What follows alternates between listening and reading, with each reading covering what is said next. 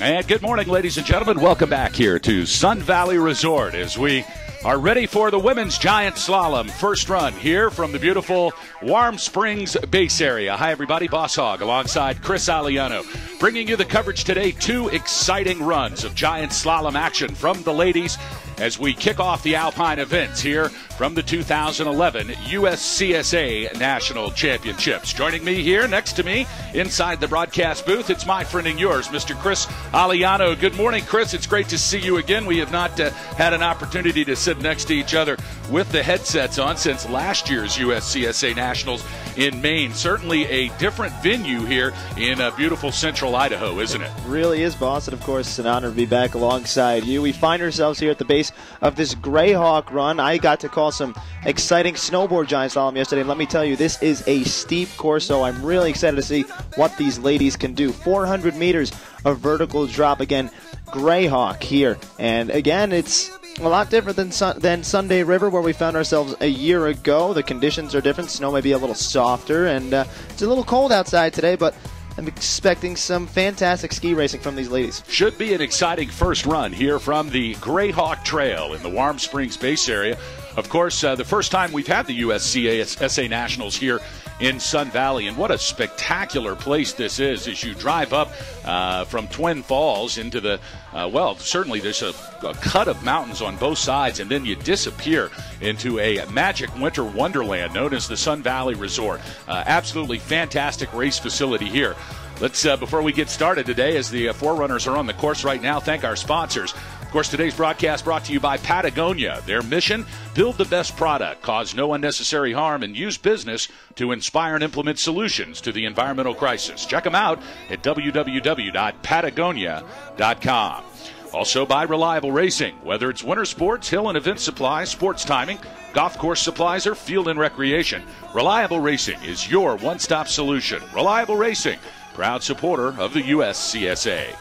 Today's broadcast also brought to you by Hurricane Racing, the official uniform supplier of the USCSA and your #1 source for custom team ski wear. Visit them today at www.hurricaneracing.com. And by Twitchell Sportswear, whether it's T-shirts for the family reunion, merchandise for a major event, or polos for a corporate gathering, Twitchell Sportswear has you covered from design to delivery. Since 1992, it's Twitchell Sportswear, the leader in custom embroidery, screen printing, and graphic design. Now we're underway as we get started here on course. Well, it looks like, let's take a look here at our starting lineup here. We're going to be seeing Shannon Bloom wearing bib number 1. Kine Cagney's also there. Danielle Shannon, Carolina Matson, and Sophia LeBlanc. Our first 5 racers on course. Looks like our forerunners are now in action. You know, Chris, it is an honor to be able to be one of the forerunners here for a national championship.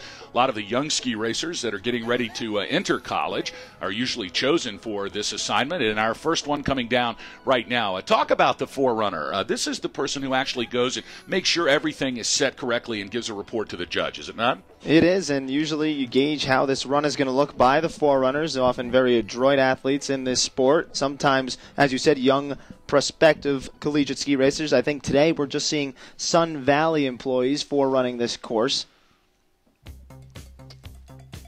So our first forerunner now down across the finish line. We have a beautiful vantage point here from our broadcast center at the base of the Greyhawk Trail.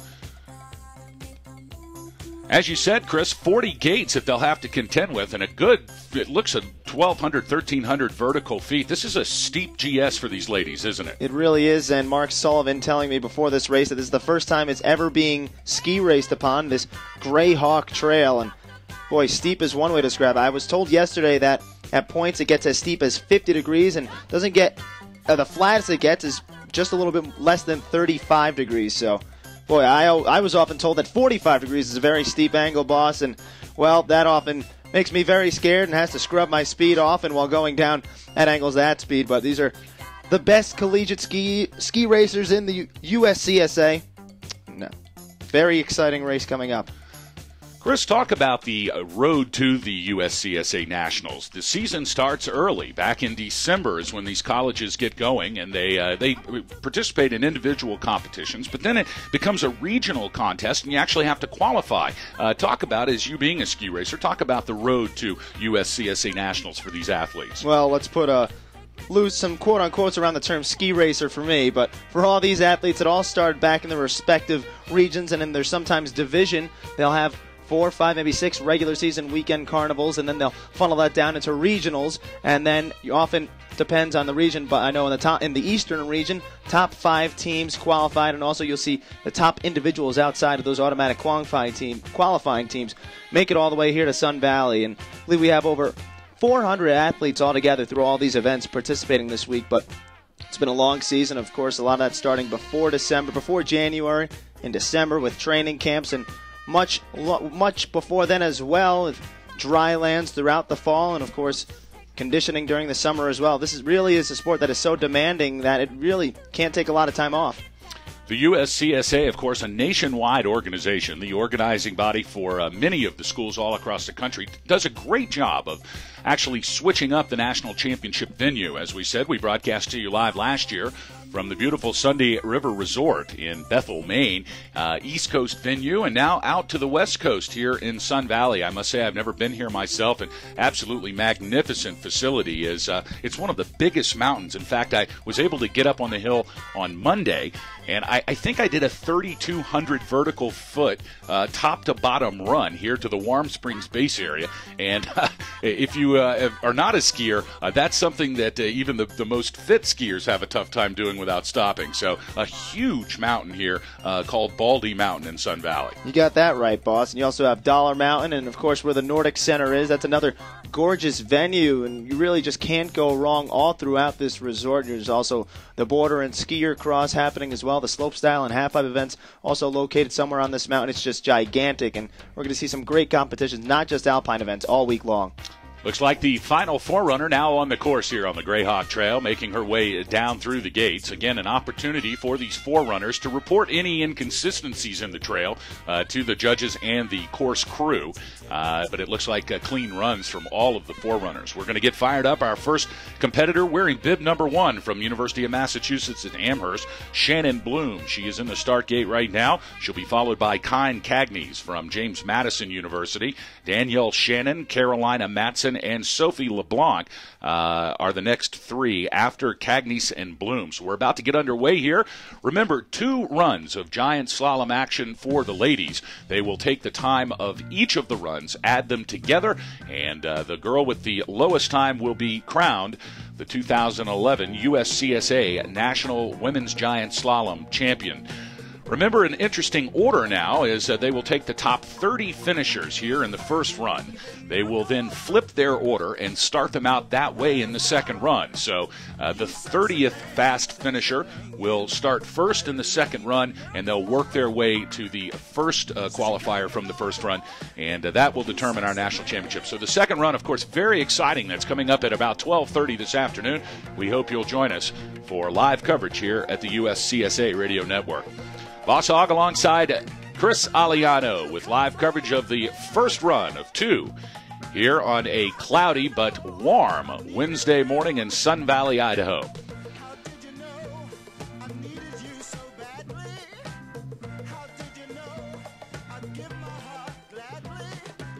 Looks like we're getting ready to go now. Shannon Bloom. She is at the top of the race course. She is in the starting gate. And she is just about to begin this first run of the women's competition. Giant slalom action today from the Grayhawk Trail here at the Warm Springs base area of Sun Valley.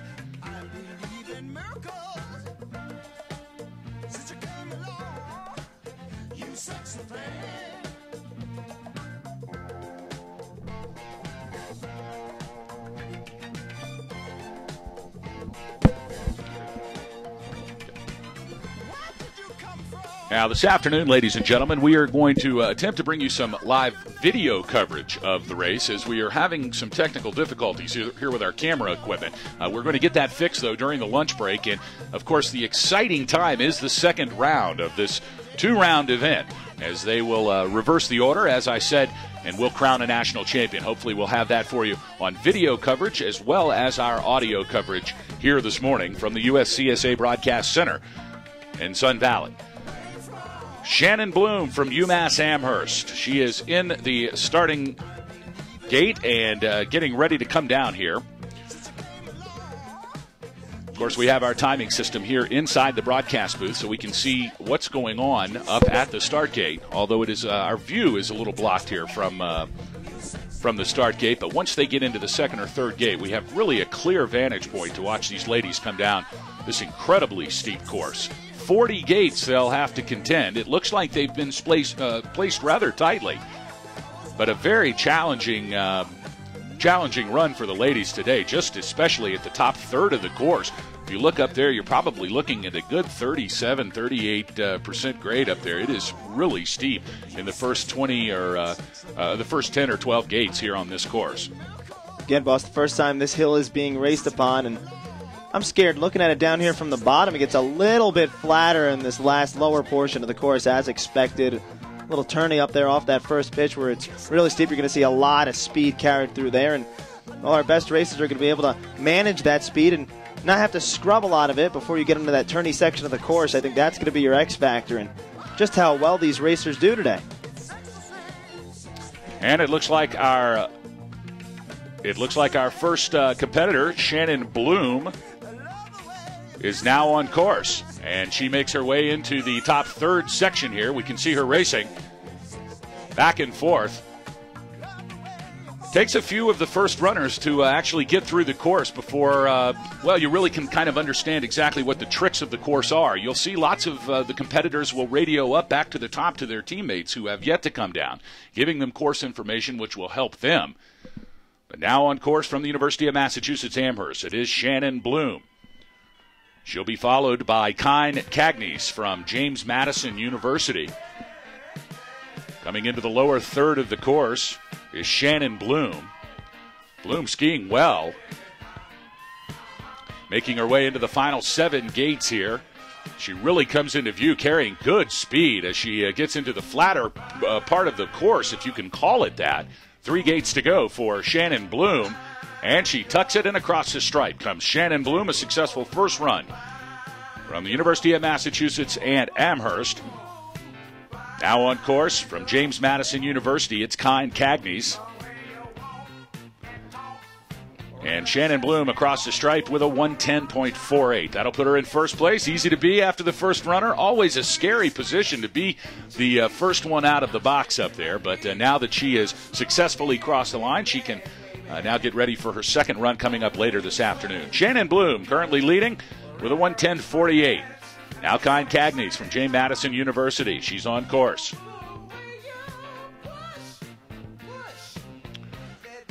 And her first intermediate split, 18.24. Not as fast as Shannon Bloom, but still a clean run for Kine Cagnes from James Madison.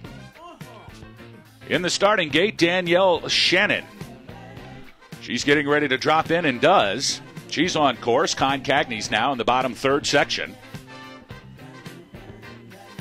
And here comes Kine Cagnes from James Madison University.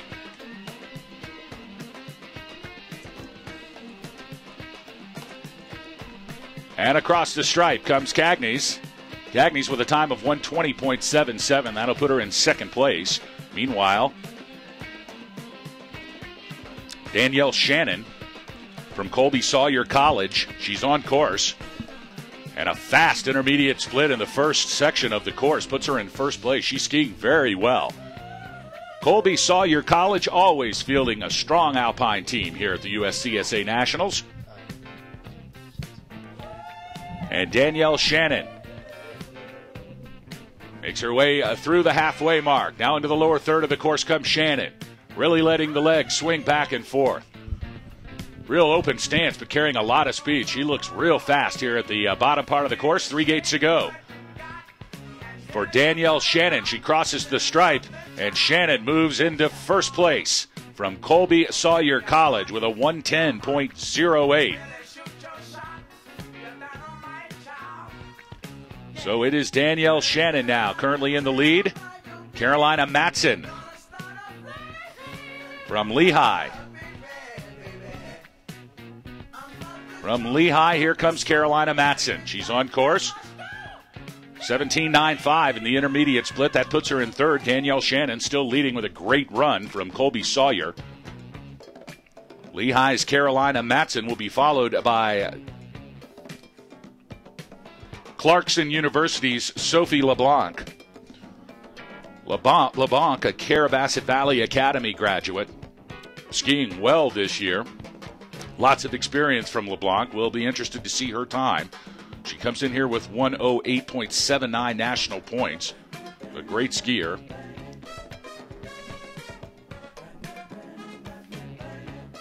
And Carolina Matson from Lehigh University. Now into the last final 5 gates for Matson. Here she comes. Caroline Matson. Across the stripe in 118.69. Good enough for third place after the first run. Sophie LeBlanc now on course from Clarkson University. Here comes LeBlanc up through the top half of the course here. A huge mountain and a huge course for these ladies. Sophie LeBlanc skiing well. One thing you can see here from our broadcast vantage point is when you see a lot of snow coming off the skis, that means they're scrubbing speed, doesn't it, Chris?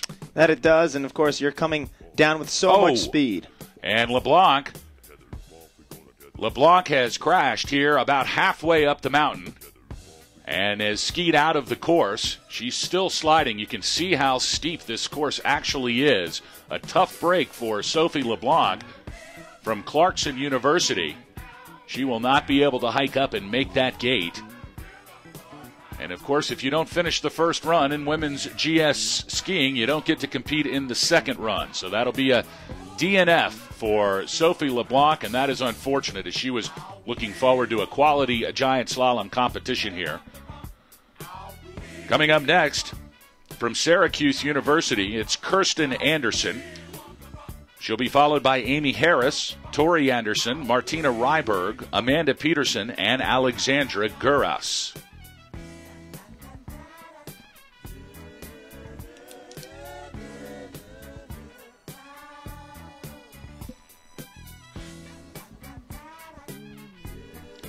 So your order right now looks like this.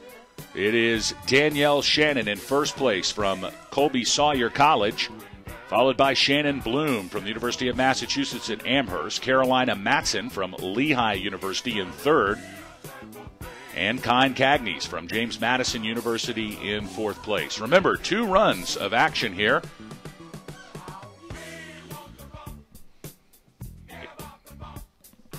We're waiting to see Amy Harris from the University of Nevada. Although on our timing system, it looks like we're going to be seeing Kirsten Anderson from Syracuse University first. So in the start gate, Kirsten Anderson from Syracuse. She'll be followed by University of Nevada's Amy Harris, Whitman College's Tori Anderson, Plymouth State's Martina Ryberg,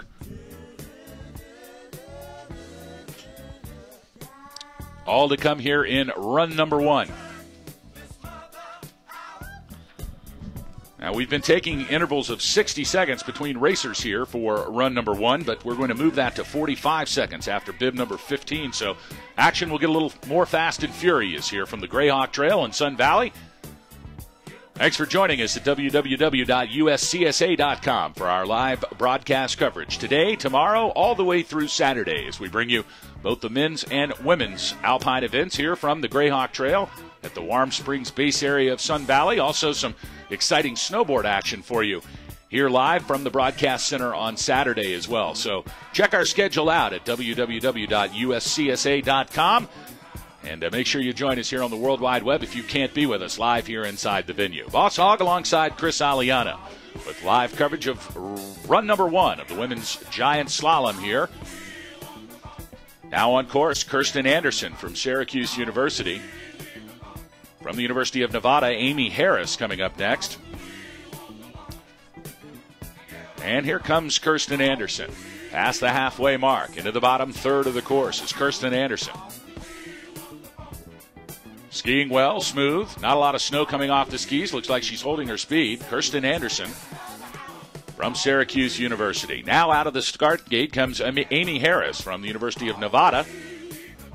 She'll be followed by Tori Anderson from Whitman College. Danielle Shannon still leading this competition after the first run with a time of 1:10.08.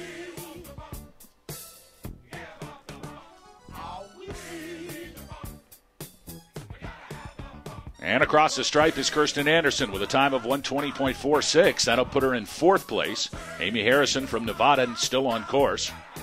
Tori Anderson in the start gate waiting to come out.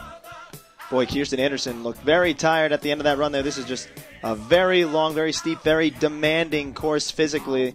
You got to give it credit to these ladies and the men tomorrow. Their lower body strength, that stability as they go down the course. This is such a physically demanding sport. It's been such a long season, and now one last week to give it all they got. Chance for a USCSA National Championship on the line. Here's our first Western skier we're seeing today, boss. Amy Harris now across the stripe from the University of Nevada with a time of 1:12.63. That'll be good enough for third position. So our leader, Danielle Shannon, followed by Shannon Bloom, Amy Harris, Carolina Matson, Kirsten Anderson, and Kine Cagnes. Tori Anderson now from Whitman College on course. From the top start shack, waiting from Plymouth State University, Martina Ryberg. She's ready to drop in. You know, Chris, you make a great point. Not only is this course extremely steep, but it is extremely long. And certainly in the last third, as it seems like it levels out a little bit and then drops steep again, the legs are burning. They get nuclear real quick.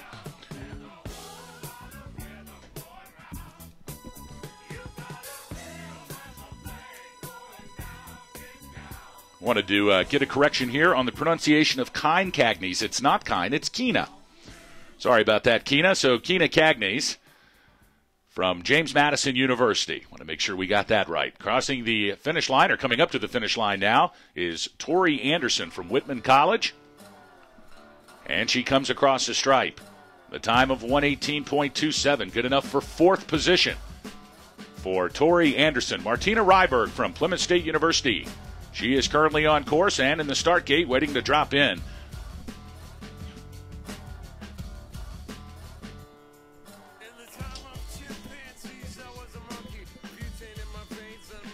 Now coming up, it is Amanda Peterson from the Minnesota Duluth Bulldogs. The University of Minnesota of Duluth. UMD. It's a tongue twister. Now on course, Martina Ryberg from Plymouth State. Coming past the halfway mark. Really letting it fly here, Martina Ryberg. And she's got good speed as she makes her way to the final three gates of this course. Here comes Martina Ryberg from Plymouth State, and across the stripe is Ryberg, and it is fast, 109.74. That puts Martina Ryberg from Plymouth State in first place. An incredible run from Ryberg. Not surprised at all, boss. She and Danielle Shannon of Colby Sawyer, rivals in the McConnell division of the Eastern region. Got a chance to call those two a couple of weekends ago at the Eastern Regionals, and I'm sure those two will be candidates for the top spot. Of course, Kristen Leggett, conspicuously absent from this year's national champion. She was the GS national champion last year. She ran into some trouble, unfortunately, at regionals, unable to qualify as an individual or as a team. But Martina Ryberg, Danielle Shannon, two names certainly to look out for. Amanda Peterson from the University of Minnesota in Duluth. She is on course. She'll be followed by Rocky Mountain College's Alexandra Gurris. But our leader right now after the first run, Martina Ryberg from Plymouth State. She's followed by Danielle Shannon, Shannon Bloom, Amy Harris, and Tori Anderson. That rounds out your top five. Here comes Amanda Peterson from University of Minnesota in Duluth. She made up good time in the middle part of the course. Let's see what she does as she comes across the stripe. Peterson with a time of 1:18.05, good enough for fifth place. Now on course from Rocky Mountain College, Alexandra Gurris. And Tessa Herman now at the top start shack from Sierra Nevada. Chris, you do spend a lot of time broadcasting some of the Eastern Regional competition in ski racing, and that's a great opportunity for you to see the East Coast racers, but rarely do the East Coast racers get to see the competition from the West Coast and vice versa. So it's kind of a surprise when they get here to the national championships. It's one of my favorite parts about these national championships is racers that have never seen each other before, have never seen the styles of each other before, can really both learn off each other, and there's a little bit extra motivation to try and represent your side of the country a little bit better than the West Side example for these Eastern racers. It's always exciting to watch, and certainly one part of the national championships that make it even more special. Now across the stripe from Rocky Mountain College, Alexandra Gurris with a time of 1:12.66, good enough for 5th position here after the first run. Tessa Herman from Sierra Nevada College now on course. Katie Ulvestad from St. Olaf is in the start shack wearing bib number 13. She'll be coming down next as Tessa Herman makes her way to the halfway point here of this huge 40-gate course down the Greyhawk Trail in beautiful Sun Valley, Idaho. Your order still, Martina Ryberg from Plymouth State, a 109.74, extremely fast time. She's followed from Colby Sawyer's Danielle Shannon in second, UMass Amherst Shannon Bloom in third, University of Nevada's Amy Harris in fourth, and Rocky Mountain College's Alexandra Gurris rounding out the top 5.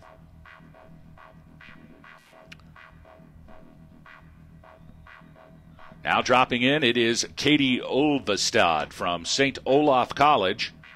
And Tessa Herman from Sierra Nevada College comes across the stripe in a 1:10.00. Good enough for second place for Tessa Herman.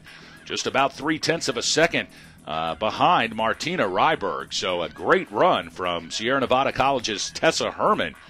And she'll move into second spot. It's Ryberg, Herman, Shannon, Bloom, and Harris in your top 5 slots now. St. Olaf's Katie Ulvestad on course. She'll be followed by Penn State University's Alexandra Klebe, wearing bib number 14. Still holding 60-second intervals here between racers. We'll move that to 45 after bib 15, so soon it will be fast and furious as we get all of these racers in for the first run of this Women's USCSA National Championship Giant Slalom. And we've got a lot of them, boss. Just over 100 slated to start, 103 on the start order. Now across the finish line comes Katie Ulvestad from St. Olaf with a time of 1:14.33. That's good enough for 7th place. On course now at the top, Penn State University's Alexandra Klebe. She'll be followed by the College of Idaho's Kelly Fitzpatrick.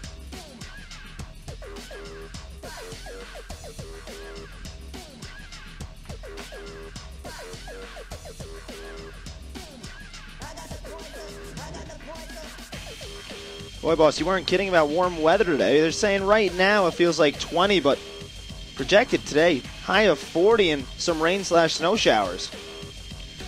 Well, we felt it when we came into the venue this morning, Chris. It just had that warm feel to it, and sure enough, a beautiful day of temperatures. I'm not sure if it's exactly the best for the race course up there, as things will get a little soft as the temperatures get warmer. Of course, these racers like to ski on solid ice when possible, and it's certainly not a day for that today. No, and of course, if you remember last year to Sunday River, it was gorgeous all week, hovering in the high 30s, and we thought that might be an issue too, but the course workers there did such a great job, as I'm sure these course workers and mountain employees at Sun Valley have done as well. Now across the stripe comes Alexandra Klebe from Penn State University with a time of 1:26.22. Kelly Fitzpatrick from the College of Idaho now on course wearing bib number 15. She'll be followed by Krista Consiglio from Brown University. Providence, Rhode Island, not a whole bunch of ski areas in Providence, Rhode Island now, is there? You have to travel up into New England a little farther north. I've got a roommate from Rhode Island, boss, and he didn't turn out to be much of a ski racer. Probably a good friend, though. Those roadies are all good kids, aren't they? And, in the last 8th of the course here, tough luck for Kelly Fitzpatrick from the College of Idaho. She was skiing well and then skied out of the course, maybe 5 or 6 gates to go here before she got to the stripe. So that's going to be a DNF, a do not finish for Kelly Fitzpatrick from the College of Idaho. Tough luck for her, no second run for her.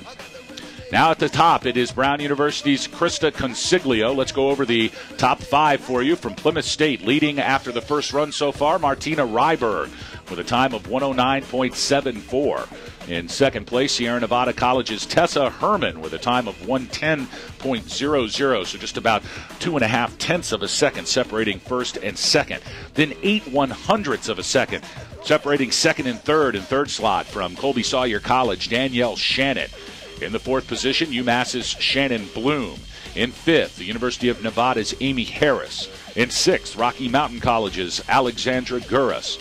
In seventh, St. Olaf's Katie Olbstad.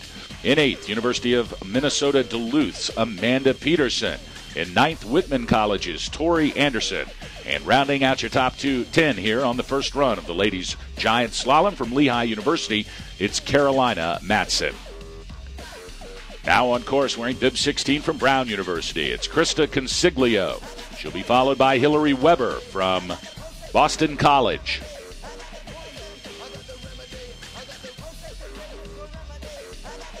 So far, Chris, it looks like Martina Ryberg from Plymouth State University is the time to beat at 109.74, but they are all bunched up right here as 110 flat for Tessa Herman, 110.08 for Shannon, and 110.48 for Shannon Bloom. So not much space separating the top 4 positions here. Anything can happen, especially on a run that is this long and this big here in Sun Valley, Idaho.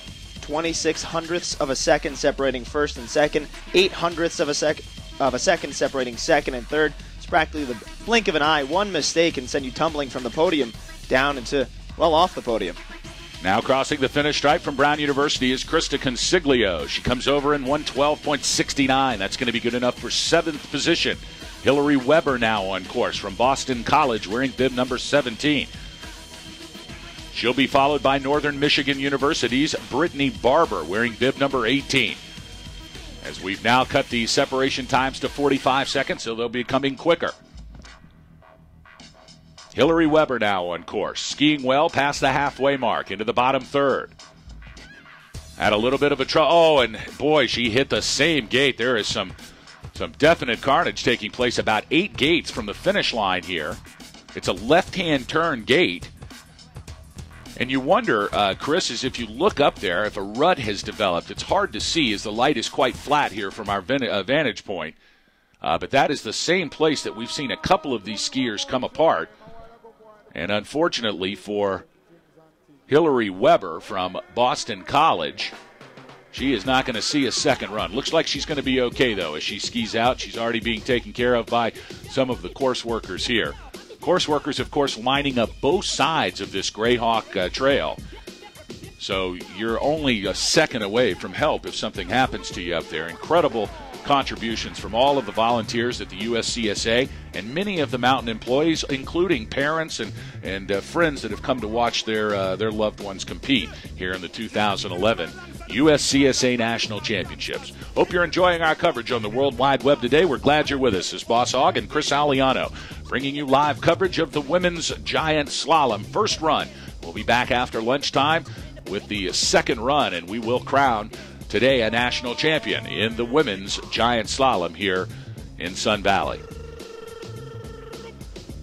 Let's go over your top 5 once again. In first, Martina Ryberg from Plymouth State University. She's followed by Sierra Nevada's Tess Herman. Then it's Colby Sawyer's Danielle Shannon, followed by UMass Amherst's Shannon Bloom. And rounding out your top 5 from the University of Nevada is Amy Harris. Brittany Barber now from Northern Michigan University on course. She comes through the halfway spot. And from the University of British Columbia, it is Emma Beatty, now dropping in from the start shack. So Beatty at the top of the course, and it is extremely steep, the first 7 or 8 gates of this course. Brittany Barber now from Northern Michigan University, wearing bib number 18, skiing well. She comes through the last 4 gates here as Brittany Barber makes her way towards the finish stripe. Now into the tuck comes Barber, and across the stripe is Brittany Barber from Northern Michigan University with a time of 117.96, good enough for top 10. That'll put her in the 9th position. Emma Beatty from the University of British Columbia now on course. She'll be followed by Stanford's Wendy Kalkus. Now Wendy Kalkas from Stanford has dropped in at the top of the course. Coming up next, from the University of California, Santa Barbara, is Haley Yokin. Meanwhile, Emma Beatty from the University of British Columbia, having a little bit of a tough time through the middle section of the course, but looks like she's gathered herself. Now she's back into the flow. Here comes Emma Beatty from University of British Columbia into the bottom third. Now just 5 gates to go. Here comes Emma Beatty. And Beatty crossing the stripe in a time of 1:17.80. That's good enough for top 10 for Beatty. Puts her in 9th. Now halfway through the course from Stanford is Wendy Kalkas. She'll be followed by Santa Barbara's Haley Yokin. Now Haley Yokin dropping in from the top wearing bib number 21. Meanwhile, Wendy Kalkas from Stanford University. She is past the halfway mark, skiing well. You know, Chris, skiing a clean first run is almost as important as skiing a fast first run, because without a clean first run, there is no second run. Absolutely right, boss. And it depends on who you ask, because if you're that competitor that finishes in the top 5, it's really interesting, because the first few races to go at the start of the flip second run are going to go really aggressive. But meanwhile, the last few racers to go, the racers who finish top 5 or so, might go a little bit more conservative to assure themselves that top 5 or that podium spot bid. So absolutely right. The bottom line is you want to finish top 30 or better.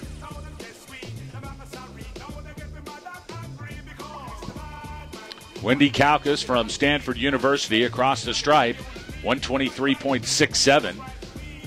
On course, coming into the bottom third of this track from the University of California, Santa Barbara, it's Haley Yokin. And now on course from North Carolina State University, some of the deep, dirty South ski racers. Gotta love it. Kirsten Evers. She's wearing bib number 22. Now Evers making her way through the halfway mark.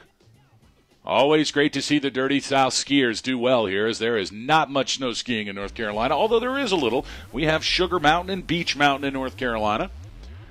Total vertical drop about 475 feet. 2 more mountains than I would have told you. It's only because I've skied them, Chris. Now across the finish line from the University of California, Santa Barbara, it's Haley Yokin. Kirsten Evers from North Carolina State University making her way into the bottom third of the course. 10 gates to go for Evers from NC State. Now on course, Emma Peck Coffin from Smith College. Emma Peck Coffin skiing a lot at Sugarloaf up in northern Maine. And across the stripe from North Carolina State is Kirsten Evers with a time of 1:15.27. A great performance from Kirsten Evers. That'll put her in the top 10. Currently in 9th place is Evers. Smith College's Emma Peck Coffin now on course. Intermediate split of 17.01 put her in 12th, but she really made up a lot of time in the second section. Her second split at 47.03 moved her to 7th place. So Emma Peck Coffin carrying good speed, but it looks like she scrubbed some there. She's trying to hold on. 5 gates to go for Emma Peck Coffin from Smith College. Here comes Coffin across the stripe. Emma Peck Coffin with a time of 1:14.63. That's good enough for top 10. That'll put her in 9th place. So your top 10 look like this. Plymouth State's Martina Ryberg leading the charge with a 109.74. Tessa Herman from Sierra Nevada College in 2nd. Colby Sawyer's Danielle Shannon in 3rd. UMass Amherst Shannon Bloom in 4th. And Amy Harris from the University of Nevada in 5th place. Allison Howe, now from the University of Washington. Allison Howe from University of Washington, we believe UWA, wearing bib number 24. She is on course.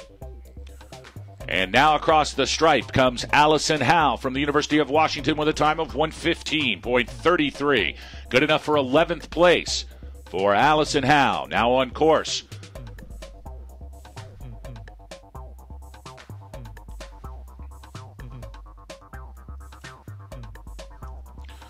On course, it is Kirsten Norby.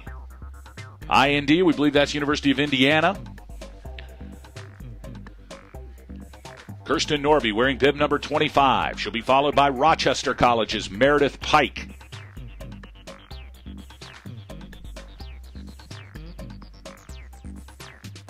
And looks like we're going to have a DNF for Kirsten Norby. She must have skied out of the course up high. We were not able to see that.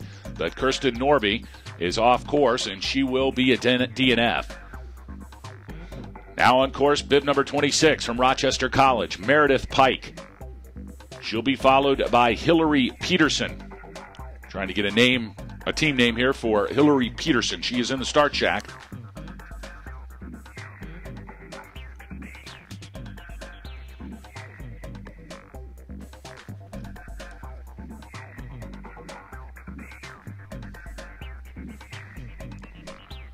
On course, it is Rochester's Meredith Pike now coming through the halfway section of this 40-gate monster of a giant slalom.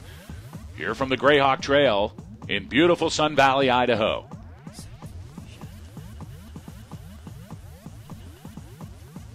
It is Meredith Pike now from the University of Rochester. On course also bib 27, Hillary Peterson. Still checking on a college for Hillary Peterson. Into the final 4 gates comes Meredith Pike from Rochester. Their legs are burning by this time, and across the stripe successfully is Meredith Pike with a time of 1:15.49. Good enough for 12th position for Pike. Hillary Peterson now on course. She'll be followed by the University of Minnesota Duluth's Kayla Wysorek. Kayla Wysorek from the University of Minnesota Duluth now dropping into the top section, and it is steep up there, folks. Hillary Peterson. Now into the bottom third of the course comes Peterson. She had a good second section.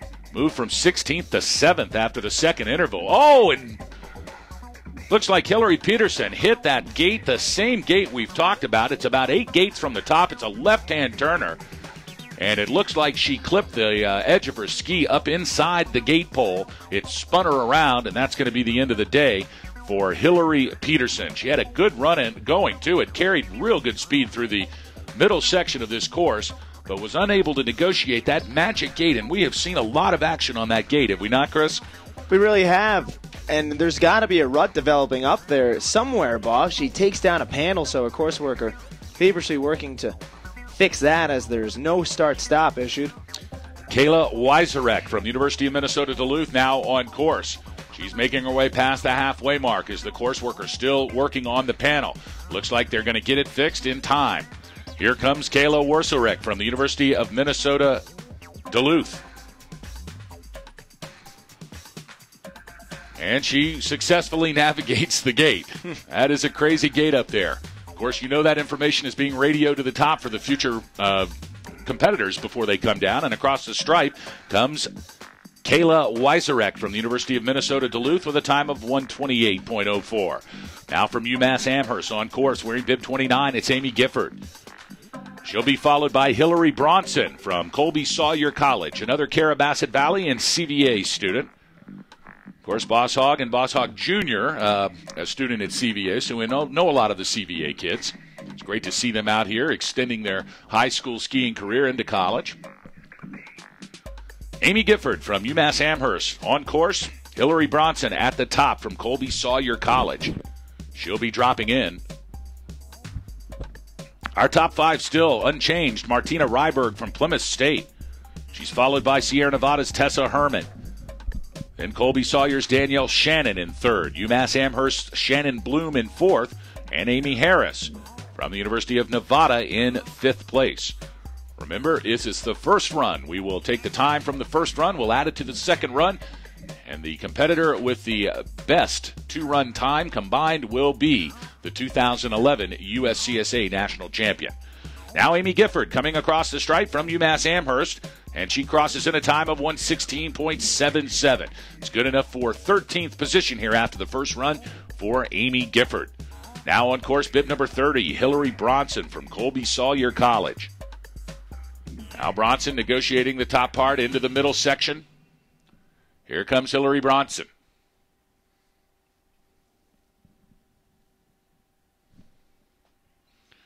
Hillary Bronson now making her way into the lower third section as she crosses the halfway part. And you can start to see the legs begin to melt on these ladies into the lower third. They stand up a little taller. They don't stay in the tuck. The legs swing a little less. A lot more snow coming off the ski.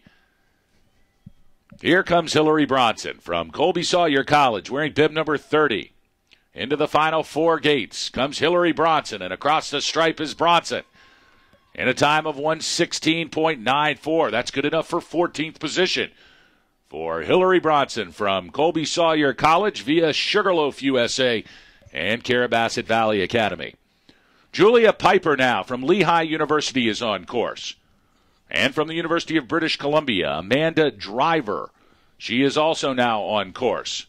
She'll be followed by Plymouth State's Marley Pollock. She is at the start gate waiting to drop in.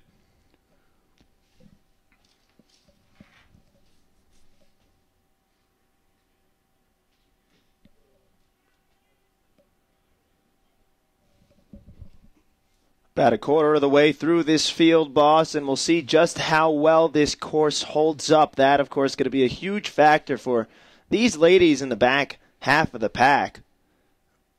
Of course workers going to have to be doing a great job of keeping things in shape, especially at that one rut that we anticipate up there, where we've seen a few ladies have some trouble already. Now Julia Piper across the stripe from Lehigh University in a time of 1:32.42. Amanda Driver from the University of British Columbia now on course, wearing bib number 32. Marley Pollock, also from Plymouth State, has dropped in. She is through the first intermediate split gate. And standing at the top now in the start check, waiting to drop in from Sierra Nevada College is Maddie Firk. Maddie Firk now from Sierra Nevada, waiting for her first run of this 2011 USCSA National Giant Slalom for the ladies. Now past the halfway mark comes Marley Pollock from Plymouth State University. She is gaining some speed. Was in 9th after the first split, in 6th after the second split. Marley Pollock out of the Eastern region. She had a great weekend there a few weekends ago, and what a first run this is becoming.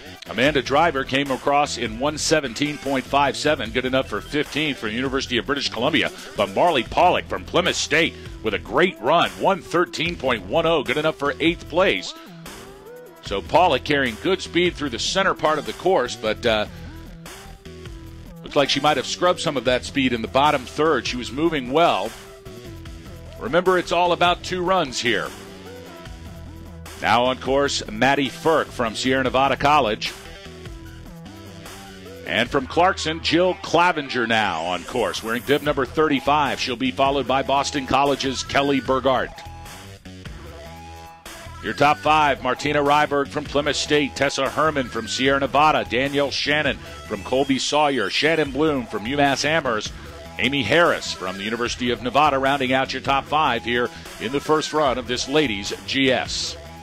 Now across the stripe comes Maddie Firk from Sierra Nevada College, and a great run for Maddie Firk. 1:12.73. That's good enough for 8th place for Maddie Firk from Sierra Nevada.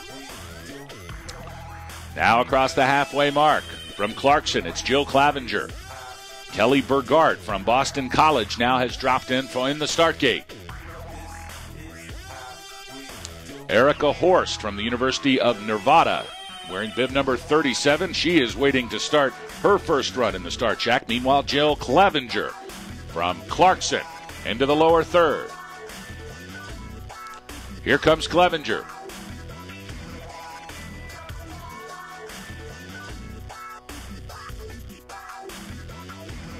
And Clevenger into the final gate, and across the stripe comes Jill Clevenger from Clarkson University with a time of 1:19.20. Kelly Burgart from Boston College on course, making her way to the halfway mark. She'll be followed by Erica Horst from the University of Nevada.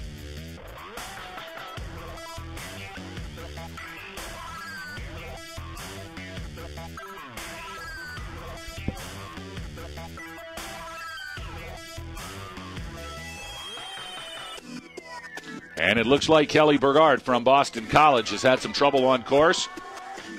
And she has missed a gate, and she will ski out. So that'll be the end of the day for Kelly Burgart. Erica Horst now on course, wearing bib number 37 from the University of Nevada.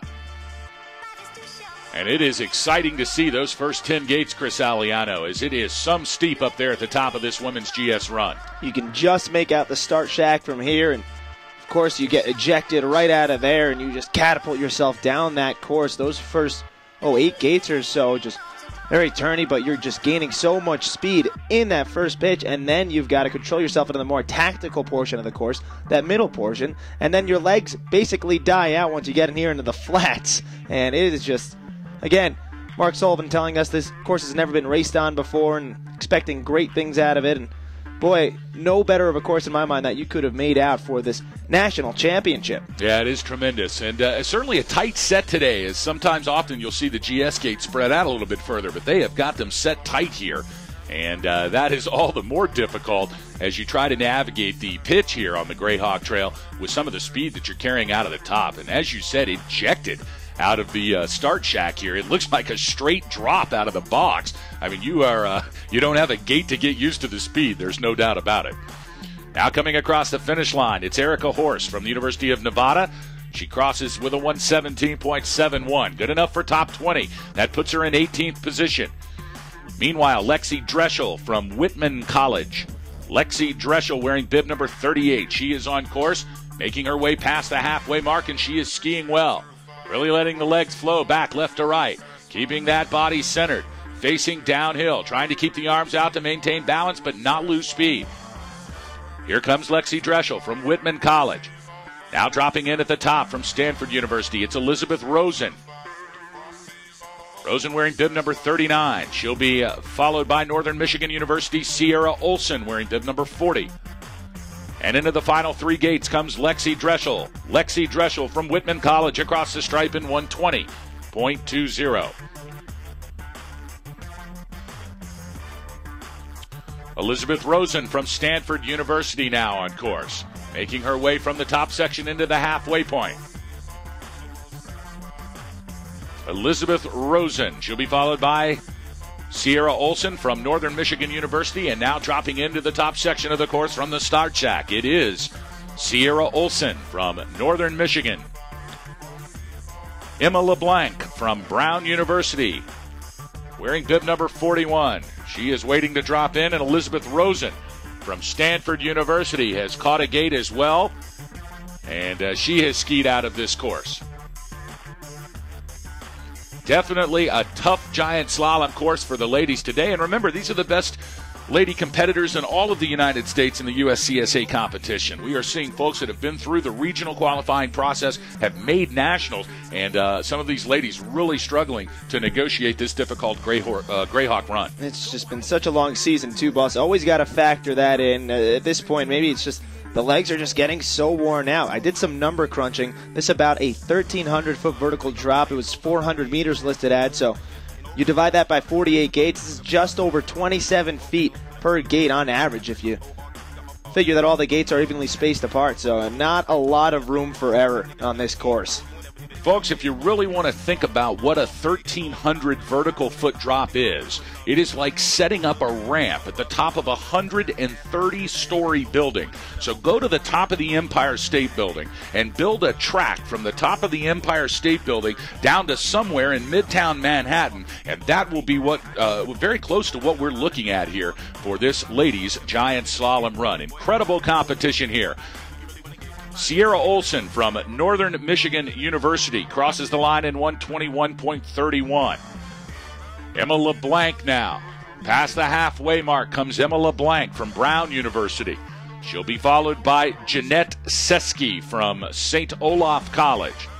Of course, St. Olaf College having an incredible day here in Sun Valley yesterday as we began the 2011 USCSA National Championship competitions with Nordic competition from the beautiful Nordic Center here in Sun Valley, Idaho. And yesterday, St. Olaf College, well, they were downright piggish. They won both the women's and the men's team competition in the 1.5-kilometer Nordic Sprint Finals. Exciting cross-country action. We brought you the coverage here live at the USCSA Radio Network. I was broadcasting with Nikki Holden yesterday, and we had a great day out there. It was my first Nordic event that I had broadcast, and I must say, Chris, quite exciting, especially the sprint finals, is sometimes it's won by a half a ski length. It really is something different.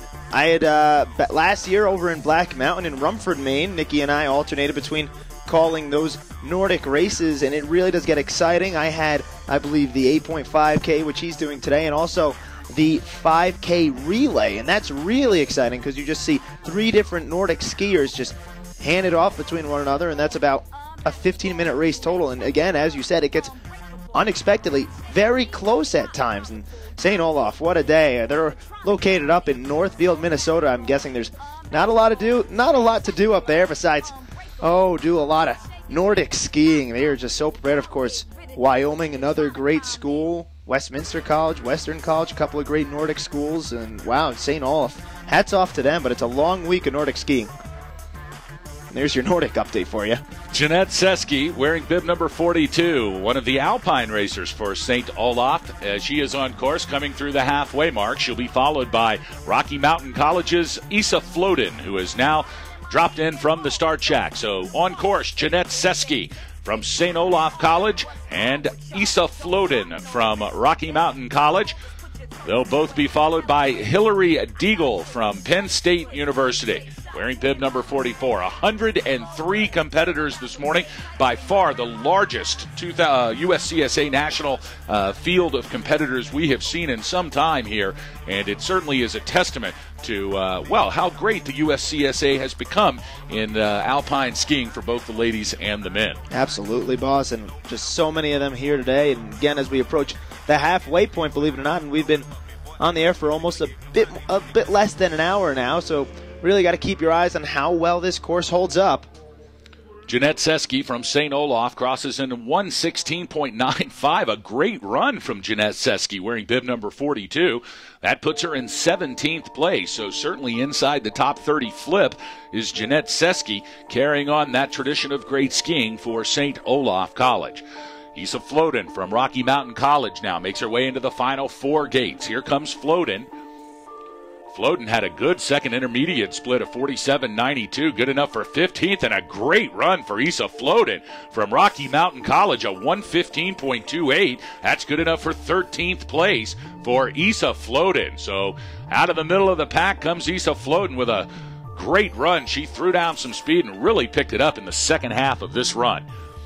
Hillary Deagle now from Penn State University, she's on course. Carolyn Honer from James Madison University, she's wearing bib number 45. She drops in from the start shack here at the top 8 gates.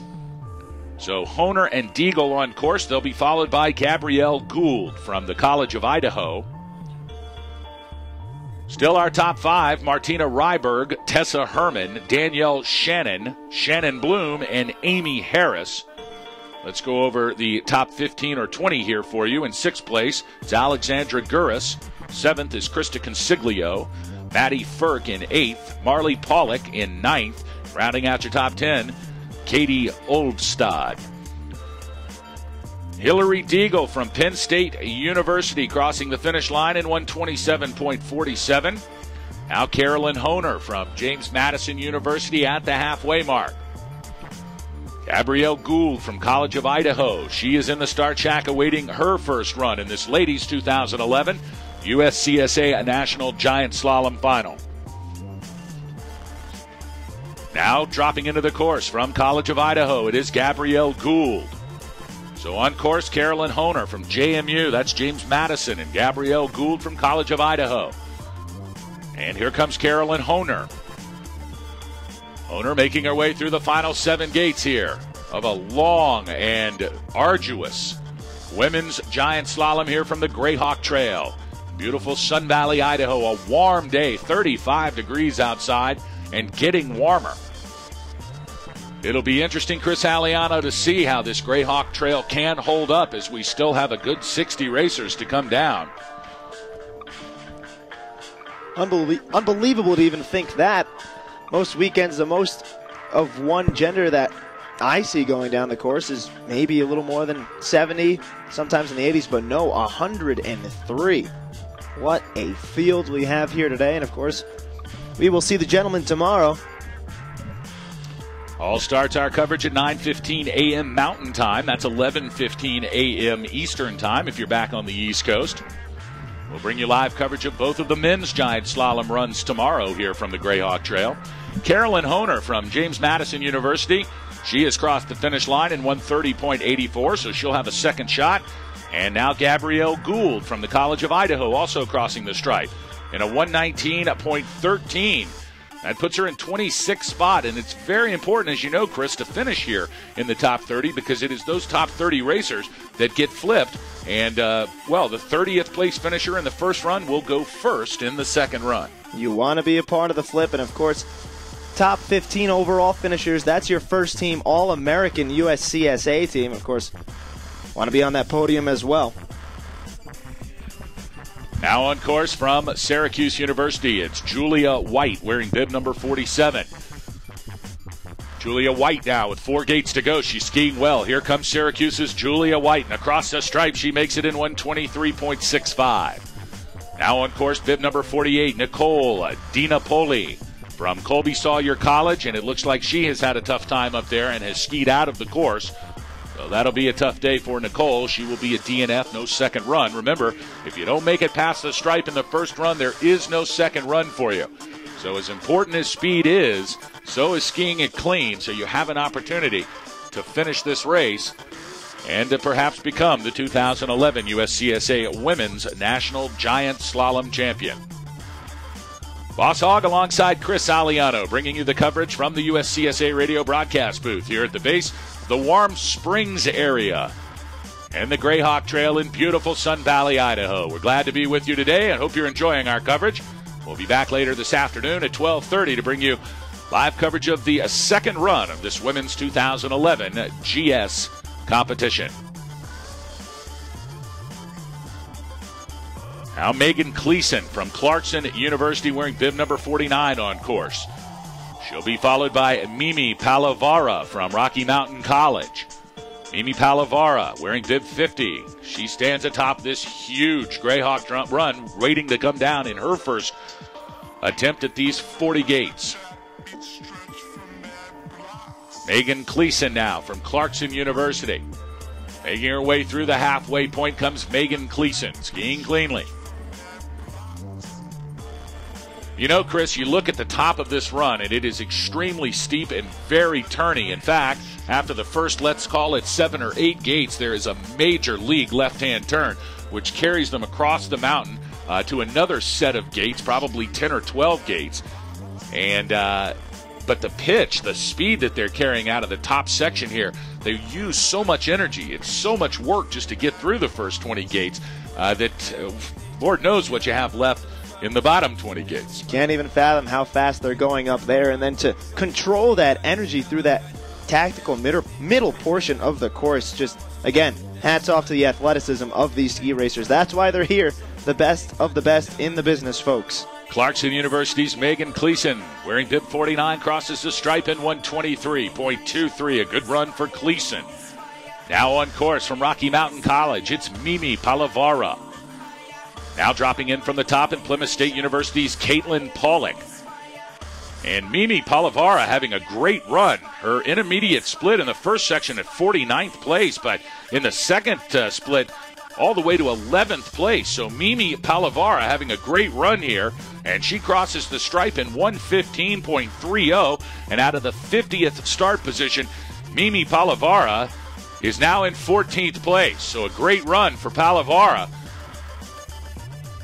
Now Caitlin Pollock from Plymouth State University wearing bib number 51. She'll be followed by Penn State University's Rebecca Wong, who has now dropped in from the start shack at the top of this Grayhawk Trail. On course, Caitlin Pollock from Plymouth State and Penn State University's Rebecca Wong. In the start shack wearing bib 53, waiting to drop in for her first run from Whitman College, it's Jazz Campbell. Now Caitlin Pollock through the second intermediate split. 20th place after the second split. Let's see if she can keep it going here on the bottom. And it looks like she had a tough time negotiating the same gate.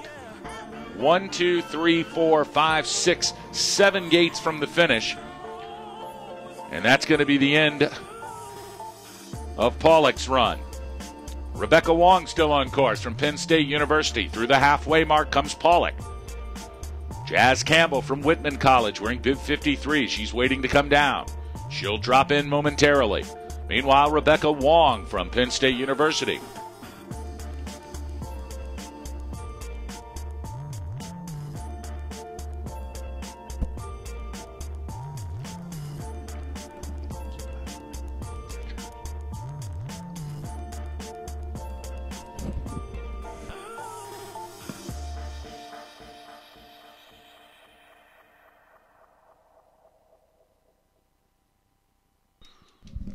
And across the finish line from Penn State University comes Rebecca Wong at a time of 1:24.68. Jazz Campbell now from Whitman College. She has dropped into the course wearing bib number 53. She'll be followed by Brown University's Emily Simmons. And here comes Jazz Campbell. Whitman College's Jazz Campbell makes her way into the bottom third of the course. Also, Emily Simmons from Brown University wearing bib 54. She is negotiating the top 8 gates successfully. Now into the middle section comes Emily Simmons. Jazz Campbell from Whitman College. Into the last 5 gates comes Jazz Campbell. Here comes Campbell into the tuck, into the last 2 gates, and across the stripe. It's Jazz Campbell. With a time of 1:19.95, good enough for 29th position. So very close to the bubble here is Jazz Campbell from Whitman College. Emily Simmons from Brown University wearing bib 54. Looks like she has had a tough time here towards the the middle part of this course. Indeed she has. So Emily Simmons from Brown University. Looks like she's being helped out by one of the course workers up just out of the top section of the course. She made it through the transition into that middle section, which is very technical. But about 4 gates into that section, looked like Emily Simmons from Brown University had a tough time. She's still down on the snow, but it looks like she'll be all right. And a tough day for Emily Simmons. That'll end her GS hopes here. Coming up next from the Start Shack, we'll see Northern Michigan University's Ellen Holmes. Our top 10 remains unchanged, though. In 10th position from St. Olaf, it's Katie Olfstead. In 9th, Plymouth State's Marley Pollock. 8th place belongs to Maddie Firk from Sierra Nevada College. Brown's Krista Consiglio in 7th position. In 6th, it's Alexandra Gurris from Rocky Mountain College. Now rounding out your top 5 from the University of Nevada. In 5th place, Amy Harris. UMass Amherst's Shannon Bloom in the 4th spot. 3rd position belongs to Danielle Shannon from Colby Sawyer College. Tessa Herman in the 2nd position from Sierra Nevada. And leading after the first round with a time of 1:09.74 in the first position, it's Martina Ryberg from Plymouth State University. We'll see Ellen Holmes from Northern Michigan University. Meanwhile, clearing the course and getting reset, trying to scrape off some of the ruts that have developed.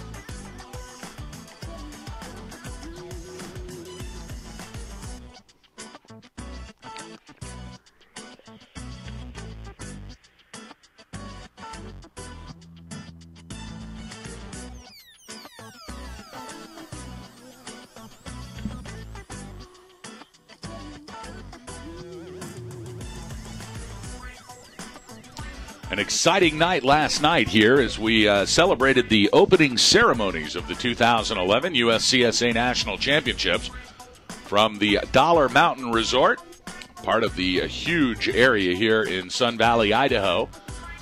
Last night, the big cookout had all of the athletes, the teams, the coaches, and families, and an incredible dual slalom event where 16 of the top USCSA slalom racers got together in side-by-side competition for a huge prize package from Patagonia. And it was quite exciting to watch these guys go at it. Not only was it a dual slalom, but they put a huge 8-foot hit in the middle of the slalom, so they had to fly off the hit and land before they hit the next gate because there were still 9 gates to go. You remember the old pro dual slaloms back in the day. Bob Beatty and crew would race those things, and they put one together last night that was, great excitement. I think everyone who got an opportunity to see it thoroughly enjoyed it. Really was, and I barely remember those days, boss, as I believe Mark Sullivan made some alludement to last night that he couldn't even remember the last time he had seen a dual slalom course live, and of course they use GS gate and panels as opposed to slalom gates, and I wasn't sure going in, but I saw that, and I talked to some of the racers afterward. They said it was a lot of fun, and it was an incredible opening ceremony for all. Yeah, we did have a good time, and thanks to all of the folks over at the Dollar Mountain Resort for putting on an incredible festival for us last night. Probably 500, 600 people in attendance, and great competition. We'll go over the results of who won that big prize package right after we give you some information. Ellen Holmes from Northern Michigan University. She crosses the stripe in 132.19. She'll get ready for her second run.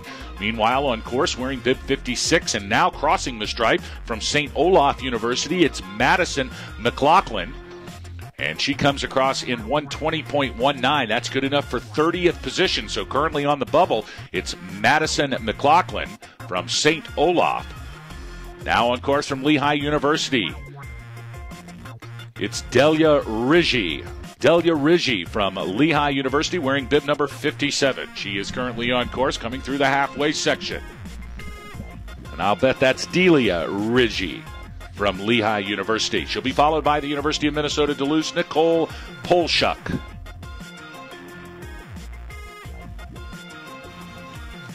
Martina Ryberg still leading after the first run from Plymouth State University. Tessa Herman in second spot from Sierra Nevada. Colby Sawyer's Danielle Shannon, UMass Amherst Shannon Bloom, and University of Nevada's Amy Harris. Rounding out your top 5 here in run number 1 from the Greyhawk Trail, the beautiful Warm Springs area of Sun Valley, Idaho. Boss Hogg alongside Chris Aliano bringing you the coverage. Hope you're enjoying our coverage on the World Wide Web at www.uscsa.com. It's all part of the entire week's coverage from the USCSA Radio Broadcast Network, live here from Sun Valley, Idaho, and the 2011 USCSA National Championships. Crossing the finish line now from Lehigh University is Delia Rigi. A time of 156.46. Now on course, University of Minnesota Duluth's Kelsey Fauch. And Nicole Polshuk from the University of Nevada in the start house, waiting to drop in for her first run. 103 lady competitors here. Certainly the biggest national championship field we have ever seen here at the USCSA, and it is a real testament to how far it has come. So many new teams, so many new competitors, and ski racing really making a resurgence here in the United States, and I think that happens especially after an Olympic year. You'll see these winter sports really kick in, and it's great to see alpine racing getting some of that effect as well. Sure, boss. Certainly can't disagree with that. We'd love to see a statistic, but boy, the USCSA just continues to grow despite the economy, despite some trouble with the sport at the NCAA level, but even despite all that, USCSA, what it has become, what it has evolved into these past few years, it's really just something to behold, and you really don't notice just how far it's come until you're here at the base of this Greyhawk run at these national championships in Sun Valley, Idaho. Doesn't matter if you're going first or 100th here in this pack, you're one of the best competitors in the entire country, and just what a testament to the skill of these ladies and men that we'll see tomorrow, and testament to the higher-ups here in the USCSA, and it really has come such a long way. Across the finish line from the University of Minnesota in Duluth, it's Kelsey Fauch wearing bib number 58. She'll go across in 125.63. Now on course from the University of Nevada, Nicole Polshuk. And now dropping in, bib number 60 from the College of Idaho, Nina Herner. So on course, Polshuk now making her way across the finish stripe comes Nicole Polshuk from the University of Nevada. in a time of 125.30. Now in the halfway section, it's Nina Herner. Her second intermediate split at 49.48 is good enough for 27. So Herner fighting for that top 30 position so she can make the flip. College of Idaho's Nina Herner. Here comes Herner into the bottom 8 gates. The legs are melting at this point, nuclear. But she keeps her form, and into the tuck in the last 2 gates comes Nina Herner from the College of Idaho, and across the stripe in a great time, a 117.61 for Nina Herner. That's good enough for 21st position. Maddie McCartney now from Stanford University, wearing bib number 61. She makes her way into the center part of the course. She'll be followed by James Madison University's Kaylin Ford. Kaylin Ford now waiting to drop in for her first run of this 2011 Women's GS National Championship. Martina Ryberg, Tessa Herman, Danielle Shannon, Shannon Bloom, and Amy Harris. Those are your top 5. They're followed by Alexandra Guris, Krista Consiglio, Matea Firk, Marley Pollock, and Katie Olvstead. In 11th spot, it's Emma Peck-Coffin, Kirsten Evers, Issa Floden, Mimi Palavara, and Allison Howe. Maddie McCartney now from Stanford University, making her way into the bottom 3rd part of the course. Trying to stay with it is Maddie McCartney. Now on course, James Madison University's Kaylin Ford. And with 2 gates to go, here into the finish stripe is Maddie McCartney from Stanford University. 146.21, she'll have a second shot. Kaylin Ford from James Madison University now. Through the center part of the course, into the bottom 3rd comes Kaylin Ford. Now dropping in from Sierra Nevada College, Hedvig Spangs. Hedvig Spangs from Sierra Nevada College is in the top part of the course. Meanwhile, James Madison's Kaylin Ford wearing bib number 62 with 4 gates to go.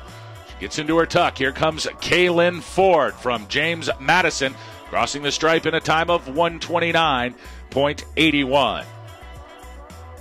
Currently on course, halfway through, it's Hedwig Spangs from Sierra Nevada College. She's followed by Kelsey Nilsson from the University of British Columbia. And waiting atop the mountain here in the start shack from Syracuse University, it's Nicole Saltzman. Kaylin Ford from James Madison University, your last finisher. Hedvig Spangs from Sierra Nevada College now. Into the final gate, and across the stripe comes Hedvig Spangs from Sierra Nevada College.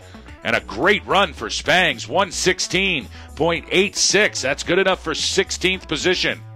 Check that. That's good enough for 18th position for Hedvig Spangs from Sierra Nevada. From the University of British Columbia, Kelsey Nilsson now on course. And just dropping in from the top, negotiating the top 10 gates. From Syracuse University, it's Nicole Saltzman.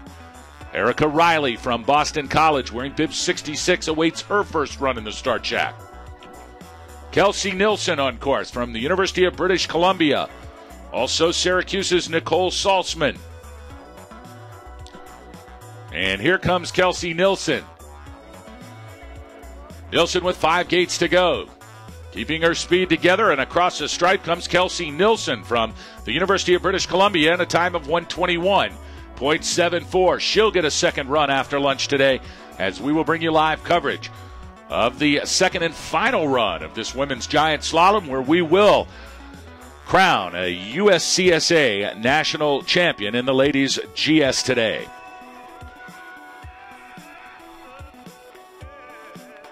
Kelsey Nilsson from British Columbia. She finishes in 121.74. Nicole Saltzman now from Syracuse University into the bottom 4th of this course. 8 gates to go for Saltzman now. Erica Riley from Boston College, she has dropped in. And across the finish line comes Nicole Saltzman from Syracuse University with a time of 125.04. Erica Riley from Boston College. She is followed by Allison Hubbard from UMass Amherst, wearing bib 67. Allison Hubbard from UMass Amherst now at the top of the course. Meanwhile, Erica Riley from Boston College makes her way into the bottom section. Next up from the College of Idaho, it's Katie Kernan. So Riley and Hubbard on course. Katie Kernan in the start shack, waiting to begin her first run.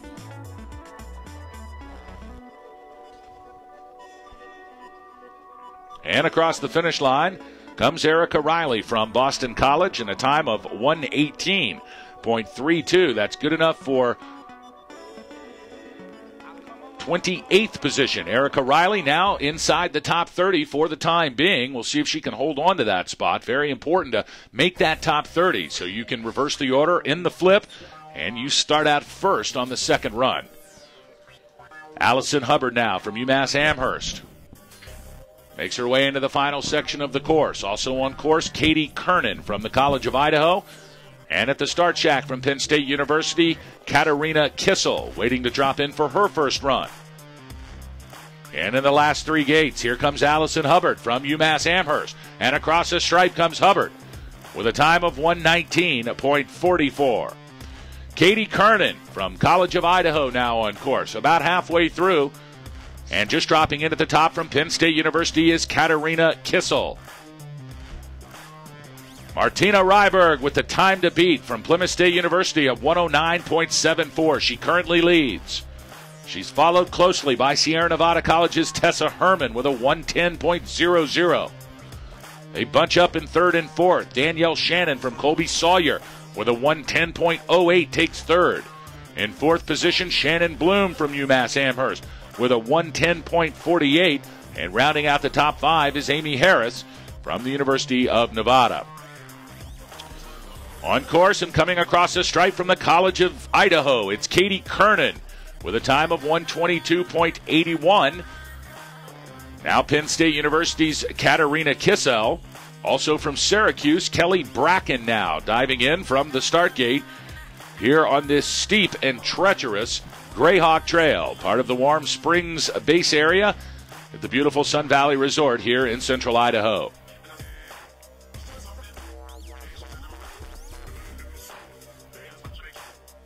Katarina Kissel from Penn State University. Into the bottom part of the course she comes. Kelly Bracken from Syracuse University, moving well through the top section, now into the midsection. Meanwhile, Katarina Kissel from Penn State University into the final three gates and across the finish line comes Katarina Kissel with a time of 132.13 from Penn State University. Kelly Bracken from Syracuse, she is on course. And now just dropping in from the start shack from Brown University, it's Kia Mosenthal wearing bib number 72. She'll be followed by St. Olaf's Lori Tashler. So Bracken and Mosenthal on course. Tashler waiting to come in.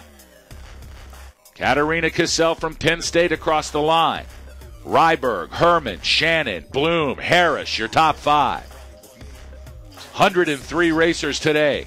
A huge cast of female athletes in this 2011 Women's Giant Slalom National Championship. Now coming across the line from Syracuse, it's Kelly Bracken with a time of 129.76. Kia Mosenthal from Brown University. She makes her way into the midsection. Looks like she struggled a little bit with that gate right halfway through. She had to scrub all of the speed to make the gate, but she made the gate and she continues. And remember, Chris, it is all about crossing that finish line, because without doing that, there is no second running. Your day is over. Right, you are, boss. And, of course, you never know what could happen in that second run, despite where you finish up now. And, of course, also a big key is being a part of that top 30. And across the stripe comes Kia Mosenthal. A good effort to regain her composure halfway through. She made the gate from Brown University, finishes in a 117.85. So a good run for Kia Mosenthal. That's still top 30 for Mosenthal. On course, Lori Tashler from St. Olaf. And now dropping in from Sierra Nevada College, it is Stein Lund. So Tashler and Lund on course now. Emily Garand now from Clarkson University, wearing bib number 75.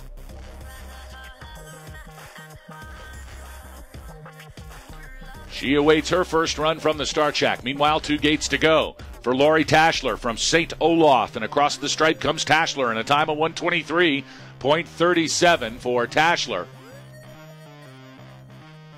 But she will have an opportunity to make that second run. Stein Lund now from Sierra Nevada College. Second intermediate split of 49.14, good enough for 28th spot. Can Lund make the top 30? She'll have to ski strong here in the bottom half of this course. Very smooth comes Stein Lund from Sierra Nevada College. Here's the gate everybody struggled with. She had to scrub some speed on it, but she made it through. Now 4 gates to go for Lund. Stein Lund from Sierra Nevada College tucks, and across the stripe she comes.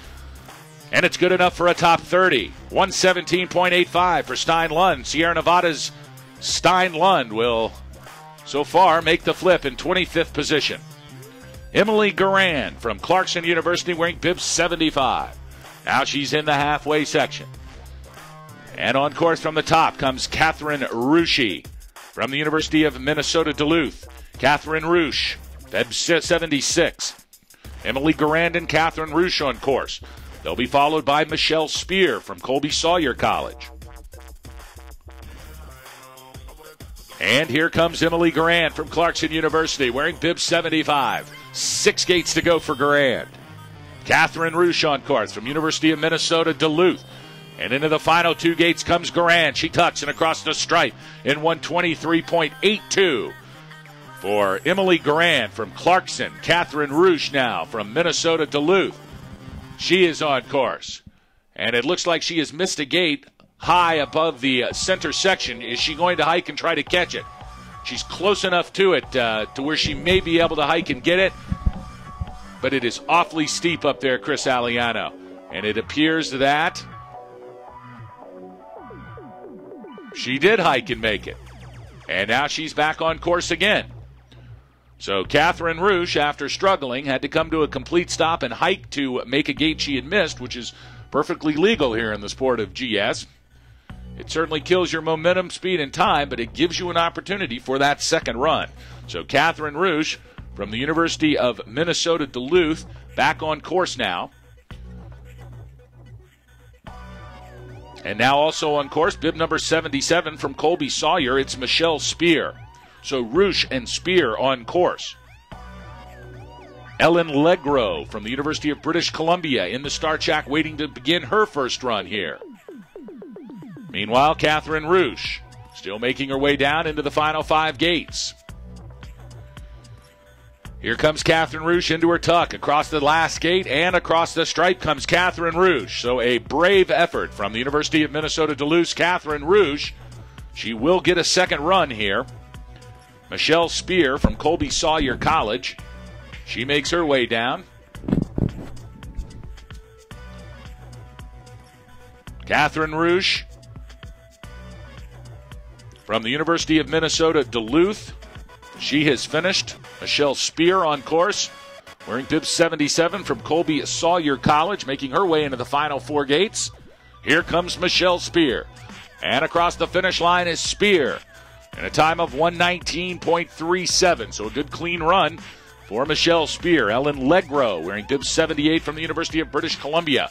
Now she is in the halfway section of this 40-gate, 1,300 vertical foot monster of a run they call the Greyhawk Run here in Sun Valley, Idaho. It's the home of the GS and Slalom Alpine competitions for both the ladies and the men, and certainly one of the most challenging race courses we have seen during the Alpine competitions at any USCSA Nationals. They have built a whopper here on the Greyhawk Trail.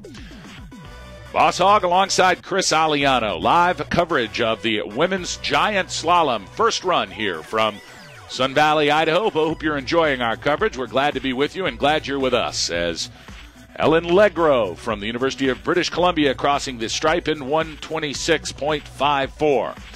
Now on course from Northern Michigan University, Nikki Kumaro. And dropping in from the start shack, wearing bib number 80 from Rocky Mountain College, it's Shannon Hartman. Katie Tordaro now from UMass Amherst in the start shack. She's waiting to come down, wearing bib 81. 103 ladies will begin today. And 2 runs of exciting ladies giant slalom action. We'll start the second run around 12:30 local time. That's Mountain Time, so 2:30 Eastern Time if you're back on the East Coast listening to our broadcast. Here comes Nikki Kumaro from Northern Michigan University.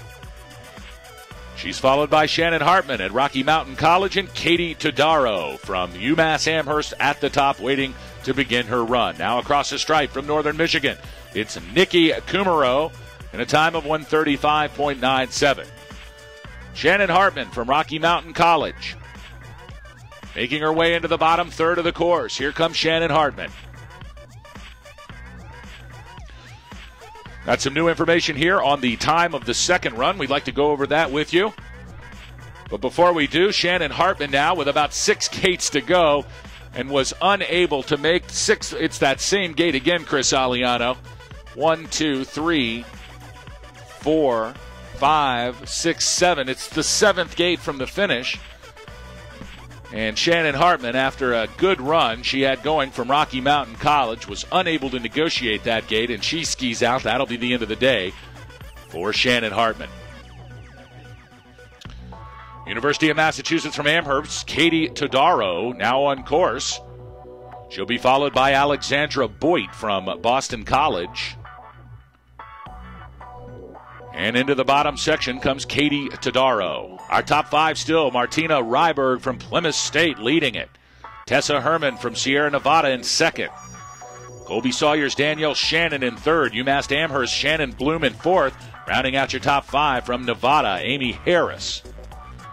And with 2 gates to go and across the stripe comes Katie Todaro from the UMass Amherst in a time of 1:24.74.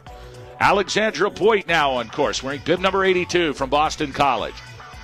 Successfully navigates the top steep section of this Grayhawk Trail. Now into the technical middle part comes Alexandra Boyd. Lehigh University's Casey Noble awaits her first run in the start shack.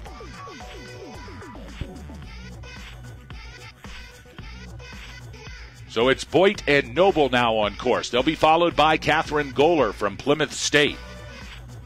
Alexandra Boyd, the next to come into the lower section, trying to keep her speed. Truly a physically demanding race course here at the Grayhawk Trail. You can just tell in the last 10 or 12 gates, these ladies really struggling to keep their form and composure together. And of course, the last gate is no easier than the first gate. Unfortunately, you're just a lot more tired as Alexandra Boyd from Boston College crossing the line in a 1:17.97 and a great run for Alexandra Boyd from Boston College. That's good enough for 28th position. So if things remain the same here, although we still have 20 racers yet to come, Alexandra Boyd making the flip in 28th position. Casey Noble now, Lehigh University, wearing bib number 85, makes her way past the halfway mark into the bottom third of the course. She'll be followed by Catherine Goller from Plymouth State University. Penn State University's Megan Davis now in the start shack, waiting to begin her first run. Meanwhile, Casey Noble from Lehigh University. Into the last 12 gates comes Noble. Catherine Goller at the top of the course, now moving into the technical middle. Megan Davis from Penn State University in the start shack, waiting to come in. And now it's Casey Noble from Lehigh University. In the tuck and across the stripe comes Lehigh's Casey Noble. Catherine Goller from Plymouth State University. Now at the halfway mark. Into the bottom third comes Catherine Goller from Plymouth State. Megan Davis is now on course, wearing bib number 89 from Penn State University. And Alexandra Fichera from Syracuse, wearing bib 92. She awaits her first run from the start shack. Now 7 gates to go for Catherine Goller.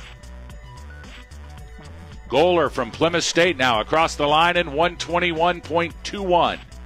A good run for Catherine Goller. That's good enough for 42nd position. Meanwhile, Megan Davis from Penn State University. Now into the midsection of the course, having to scrape some speed. But she's back into the rhythm and flow now. Here comes Megan Davis. She'll be followed by Alexandria Fichera from Syracuse University. wearing bib 93. 9 racers to go after Williams.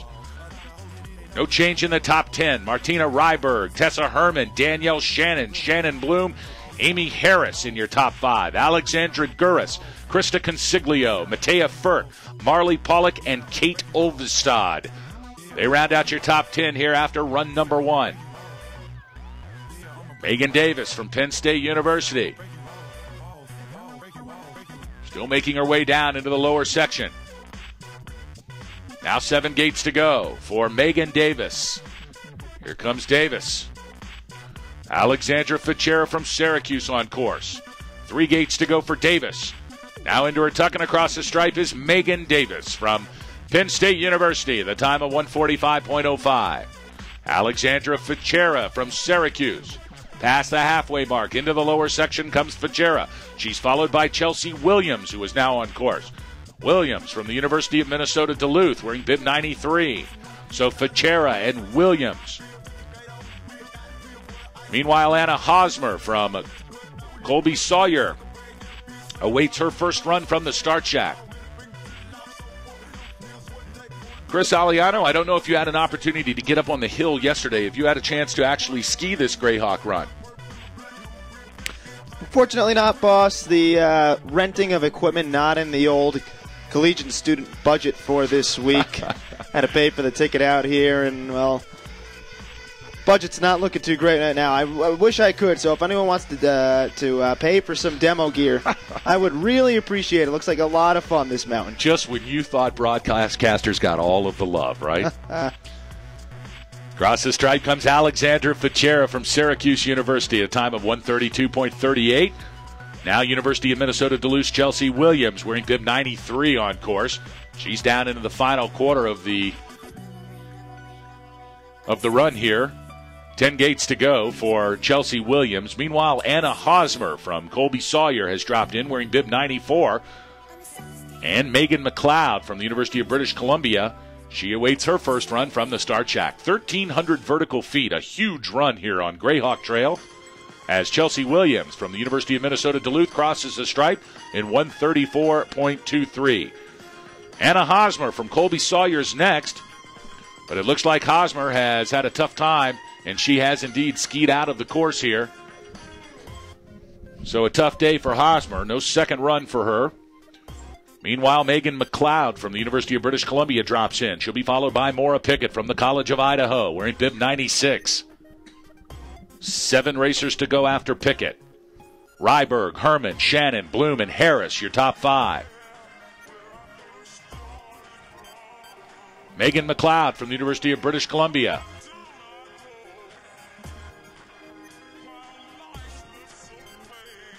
She is wearing bib number 95. She's making her way now to the top section of the mid part of the course. Very technical up there. The first 8 gates, Chris, it is super steep up there. They get shot out of that start shack. I mean, it is literally a 50-degree pitch out of the start shack. It levels out a little bit, but still very steep, so they're carrying huge speed out of the first 8 gates. And then a wild, sweeping left turn in which they then move into the center portion, which is a very technical portion. 40 gates to contend with here on this ladies' giant slalom course. And these athletes have to be in absolutely tremendous shape because it is a leg burner once you get to the bottom 10 or 15 gates. Meanwhile, Megan McLeod from the University of British Columbia, wearing bib 95, now making it into the last 10 gates comes McLeod. She's followed by Maura Pickett from the College of Idaho. Here comes McLeod. 7 gates to go for McLeod. And across the stripe comes Megan McLeod in a time of 1:30.31. Maura Pickett from the College of Idaho now on course. Past the halfway spot, here comes Pickett into the bottom third.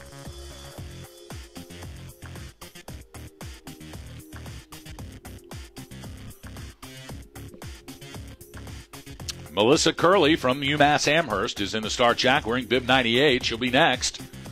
Meanwhile, Maura Pickett from the College of Idaho negotiating the last 8 gates here. Allison Moradane from Northern Minnesota University. Moradane wearing bib number 97. Now across the stripe is Maura Pickett from College of Idaho in a time of 1:26.90. Allison Moradane from Northern Michigan University. And it looks like she has had a tough time at the top of this course, and she has skied out. So tough news for Moradane from Northern Michigan. Melissa Curley from UMass Amherst, bib 98. She awaits her first run from the start shack. Martina Ryberg, though, the time to beat from Plymouth State University. She is currently leading after the first run with a time of 1:09.74. But then three ladies all bunched in right behind her. Tess Herman from Sierra Nevada College. She finishes her first run in 1:10.00, so just a little over 0.2 of a second separating Ryberg and Herman. Then it's all bunched up close. In third place, Danielle Shannon from Colby Sawyer College. She finished her first run in a 1:10.08, just 0.8 of a second behind Herman. In fourth position, it is Shannon Bloom from UMass Amherst. Her time, a 1:10.48. So literally less than 0.6 of a second separating the top four after the first run here at the 2011 USCSA National Championships. Melissa Curley from UMass Amherst now on course. She has dropped in. She'll be followed by Brown University's Maria Mastastano. Hope I got that right. Maria Mastastano from Brown University, wearing bib number 99 now on course. So Melissa Curley from UMass Amherst and Maria Mastastano from Brown University. They'll be followed by Elka Wood from St. Olaf College, wearing bib 100. 103 lady competitors today. And here into the final section comes Melissa Curley from UMass Amherst. Into the last 5 gates comes Curley, into her tuck. And across the stripe comes Melissa Curley from UMass Amherst with a time of 1:26.60. Wearing bib 99 from Brown University, Maria Mastastano from, that is Brown University, yes. And St. Olaf's Elka Wood now in the start shack waiting to drop in. Ryberg, Herman, Shannon, Bloom, and Harris, your top 5.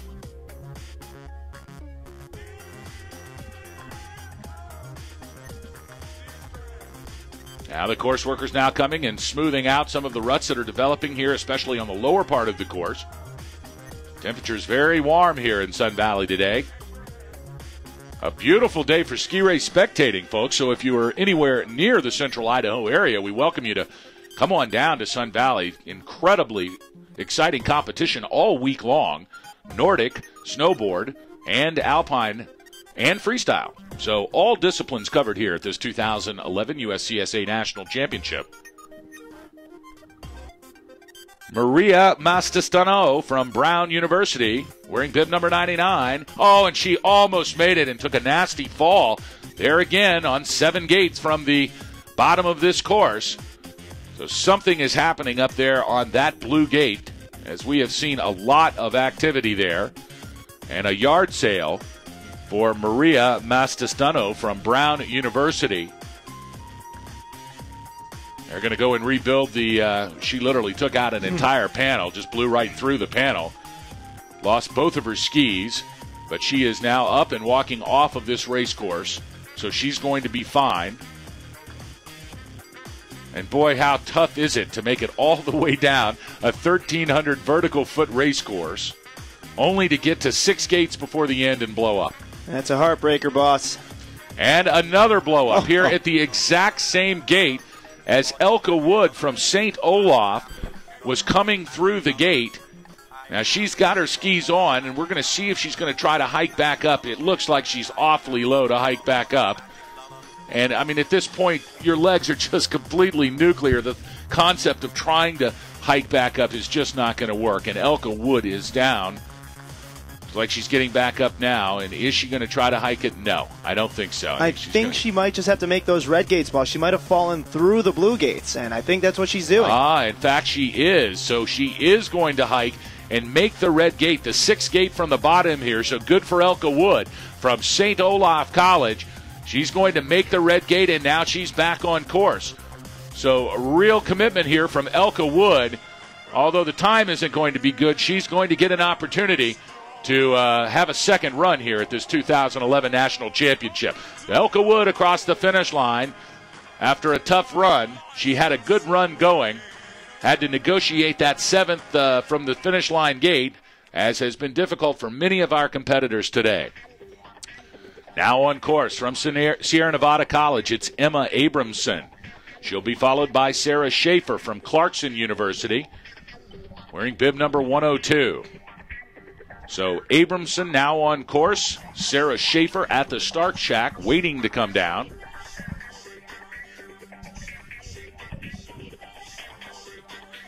Meanwhile, Martina Ryberg, Tessa Herman, Danielle Shannon, Shannon Bloom, and Amy Harris lead your top five here after the first run. In sixth position, it's Alexandra Gurris from Rocky Mountain College. Krista Consiglio from Brown in seventh.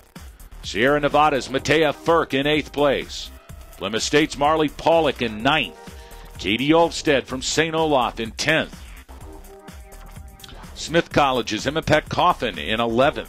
In 12th, it's Kirsten Evers from NC State, the Dirty South representing here in this ladies' GS. Rocky Mountain's Isa Floden in 13th position. Her teammate, Mimi Palavara, in 14th position. And rounding out the top 15 here for the first run, from the University of Washington, it's Allison Howe. Martina Ryberg, though, the one to beat. Emma Abramson now from Sierra Nevada College across the stripe, and a good run for Abramson. A time of 1:19.68, good enough for 37th position. But from way back in the path, that is a great run for Emma Abramson from Sierra Nevada. Clarkson University, Sarah Schaefer now wearing bib number 102. She is on course. As we start to get a little snowfall here at the top of the run, you can see the snow moving into the top 10 or 12 gates. That should certainly change things up a little bit. Meanwhile, at the top of the course, Sarah Schaefer, and you can see how steep it is up there. Once you miss a gate, you cannot hike. I mean, literally, it's just so steep you can't get up the side of the mountain. And so Schaefer skis out. That'll be the end of the day for her. Our final competitor now from Rocky Mountain College, Mandy Laux, bib number 103. She is in the start shack and awaiting her first run here. This will be our final lady competitor of the first run, and she is on course.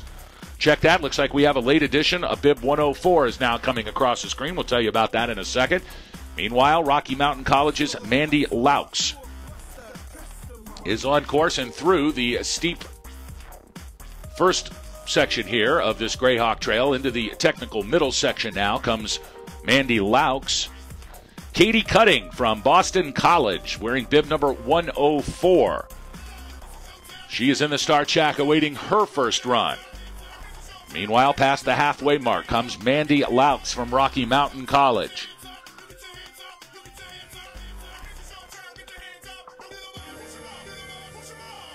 Here comes Mandy Laux now.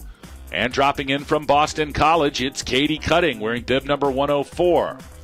Another addition now, bib number 105, Lee Ann Connors from Plymouth State University. She is at the start shack, waiting to come down.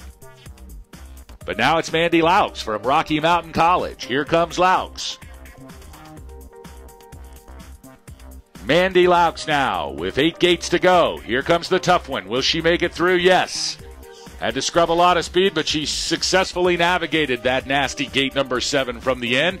And into the tuck comes Mandy Laux from Rocky Mountain College across the stripe. It's Laux with a time of 1:24.92. Now on course, bib number 104, Katie Cutting from Boston College.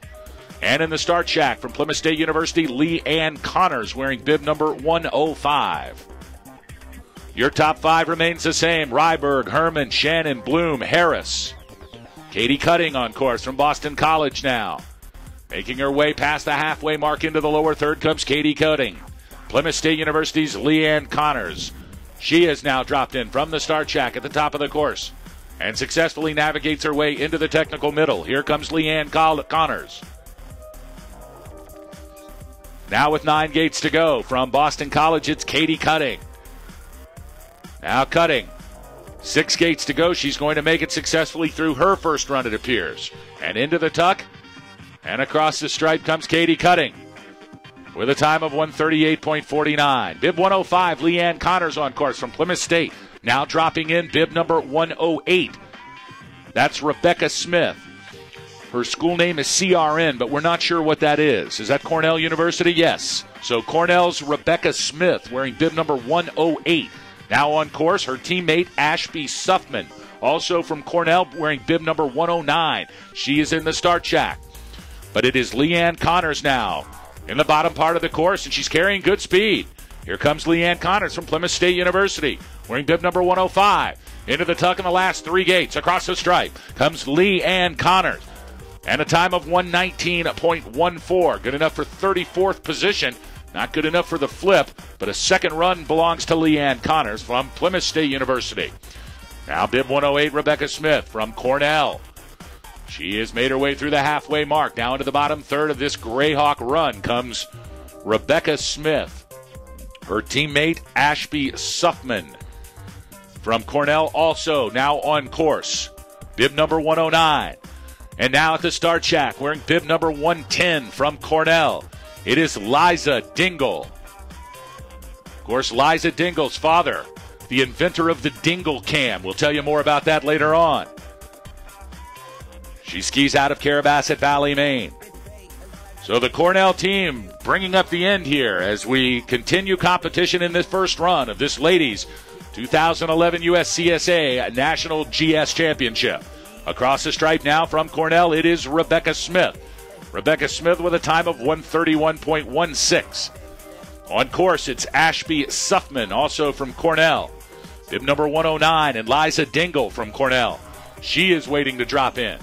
Past the halfway mark comes Ashby Suffman. Suffman now negotiating her way into the bottom third of this track. And Liza Dingle now on course from Cornell. Incredibly steep. Snowing at the top of the mountain now. Difficult conditions for these racers. Liza Dingle having a good run as she successfully negotiated the top part of this course. Now she's in the middle. Let's see if she can keep the speed going. Ashby Suffman now. Suffman into the final five gates from Cornell. Here comes Suffman. Across the gate is Ashby Suffman.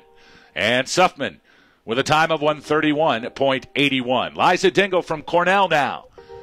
Into the bottom third of the course, and this is where the legs start to burn. Can she keep the speed going as bib number 111 from Cornell, 111. That's Jessie Evans now on course. So it looks like late entries here from the whole ladies Alpine team from Cornell. Bib number 112, Colleen Duffy from Cornell. She awaits her first run from the start shack. Meanwhile, 6 gates to go for Liza Dingle. Here comes Dingle. Now Dingle into her tuck. Oh, will she make the last gate? She does. And across the stripe is Liza Dingle from Cornell University via Carabasset Valley, Maine. So Cornell's Liza Dingle now, finishing up with a time of 125.34. Her teammate Jessie Evans, wearing bib 11 from Cornell, now makes her way past the halfway mark into the bottom third. Meanwhile, it's Colleen Duffy, wearing bib 12. Colleen Duffy. That'll be our last competitor as late entries from the Cornell University women's Alpine team. Rebecca Smith, Ashby Suffman, Liza Dingle, Jessie Evans, and Colleen Duffy all getting in their first runs here on run number 1. So Jessie Evans now on course. 8 gates to go for Evans.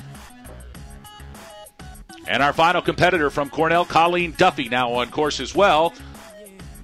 And she makes her way through the halfway mark. Meanwhile, Jessie Evans from Cornell crossing the stripe in 131.93.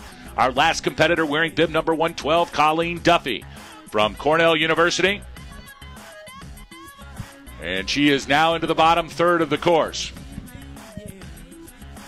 Chris Aliano, I have seen a lot of women's GSs before, but never have I seen one that looked as physically demanding as this course right here. And just to add kind of salt to the wound, we got a snowstorm going up on the top third of the racetrack. That we do. Fortunately, our last female competitor this first run on the course now. And as you said earlier, we alluded to it earlier, the weather going to be changing a little bit today. It is going to be getting a little bit warmer. Chance for snow showers as evident right now, and maybe that'll turn to rain in parts of the resort. Doubt it will here on this Greyhawk run. as we near the conclusion of a fantastic first run, and as you said, so physically demanding.